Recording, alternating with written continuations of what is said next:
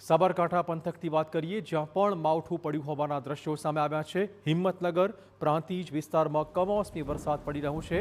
પ્રાંતિજના તાજપુર, મજરા, વડવાસા સહિતના વિસ્તારમાં અત્યારે ધોધમાર વરસાદ પડતો હોવાના સમાચાર। પ્રાંતિજના સોનાસણ, પોગલું, અમીનપુર, કમાલપુર પંથકમાં પણ માવઠું પડ્યું છે। હિંમતનગરના હાજીપુર, ગઢોડા, હડિયોલ, કાંકણોલ, મોતીપુરા, પીપલોદી, હાપા, જેઠીપુરા વિસ્તારમાં વરસાદ ખાબક્યો છે।